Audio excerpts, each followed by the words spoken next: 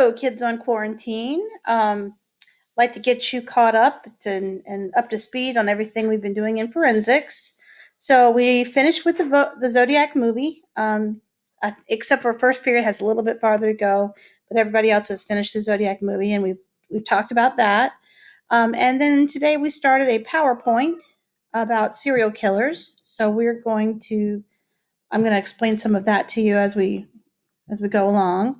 And then after that, and that's all we got done today. So tomorrow, the students will read this article about serial killers, Forensics 101, and there are questions that go along with that. And then finally, there's a discussion question about the Zodiac, but we need to get through the PowerPoint before we can do that. So let's go ahead and take a look at this PowerPoint, and I will fill you in on all kinds of information. So first thing we did was we looked at the picture on the front. So I don't know if you recognize any of those guys, but this is Ted Bundy.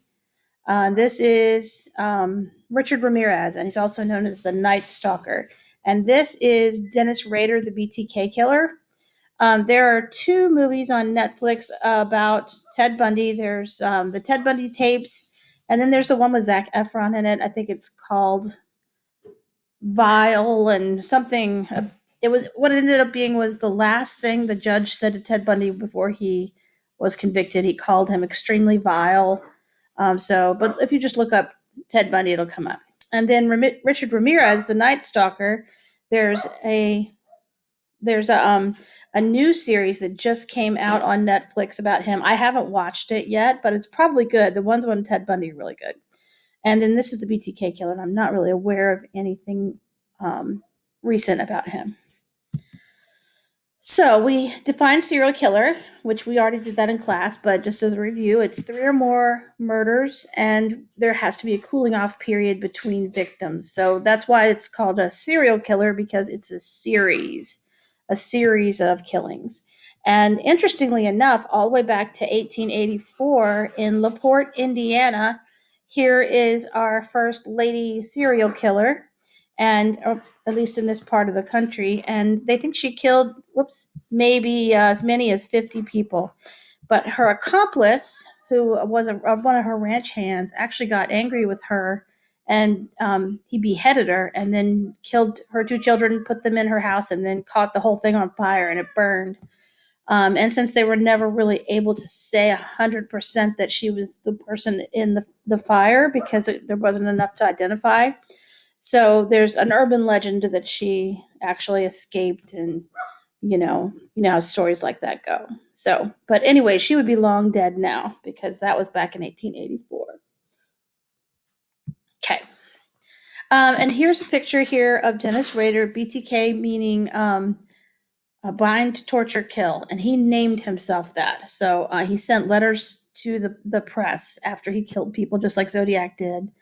And interestingly enough, the way he got caught was he got a personal computer when those came out, and they used like a floppy disk that you put in and out of the part of the computer. Like, it didn't really have a hard drive. You had to like put a disk in, and he recorded his letter on the disk and then sent it to the police, and they were able to match it to his computer. So that's how he got caught. So historically, most homicide victims knew their killer, but since the 1990s, that percentage has changed, and now 55% of homicide victims do not know the perpetrator, which makes it harder for police to catch the killer because there's no association for them to go by. So, and then you probably have heard this term before, modus operandi. Whoops, this PowerPoint is very sensitive.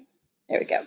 Modus operandi, and that is basically what that is the method, the procedure that the serial killer goes through when they're getting a victim and killing them. So some examples of that would be the Night Stalker strangled people. Trying to think of some other examples.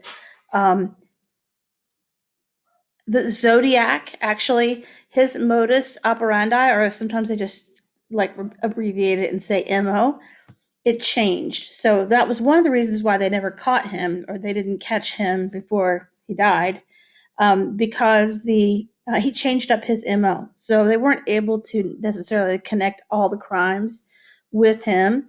Like the first one was a shooting, the second one was a shooting. They were both couples, but then the third one was a stabbing, and that was a couple. The fourth one was a single person by themselves.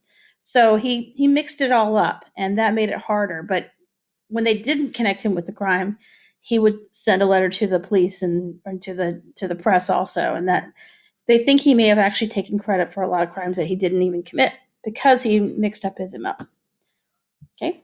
And the next slide talks about a serial killer's signature.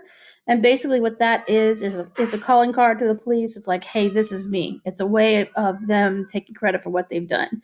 So, an example is if you've ever seen the movie Home Alone, if you remember the wet bandits, they always turn the water on for every house that they robbed. That was their signature.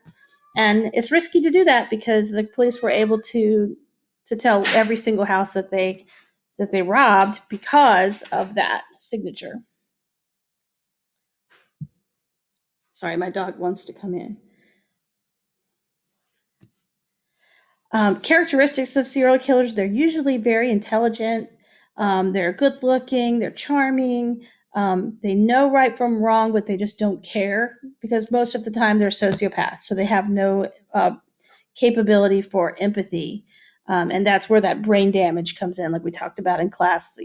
The three things that it takes to make a serial killer: some type of brain damage, some type of childhood trauma, and maybe some type of mental illness. So when you get the three of those things together and you mix them all up, that gives you Ted Bundy, basically. But not all serial killers are like that. And I'm going to pause right there and go to a page and show you. Here's an example of a serial killer who is not charming and intelligent. And his name is Larry Dwayne Hall, and he actually is from Wabash, Indiana. And he committed crimes in the late 80s and early 90s.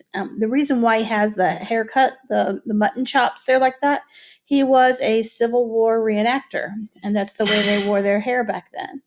So that's kind of the case with him. And he was a twin, and he was the second born of the twins, and the mother had difficulty with giving birth to him. So when he was born, he was actually blue because didn't have oxygen to the brain. So he had some incapacities as a result of having some brain damage like that. And he was very slow learner, and people bullied him, and he didn't have a good childhood, and so he was actually killing people, but he wasn't charming them. What he was doing was people, if he found a girl walking along down the street or out in the country by herself, he would just like pull her into his van, and that's how he got his victims. I think he admitted to maybe like 30, but they think it could possibly be many more than that. And it was in our area. He kidnapped a girl from Iwu, a girl from just Marion. There was a girl from Wabash. There were several girls from like southern Michigan and western Ohio. So all in this area is where his pool of victims came from. I am going to stop the video right now because I need to let my dog in, and then I will create a second video for the rest of the PowerPoint. So I'm going to stop sharing here.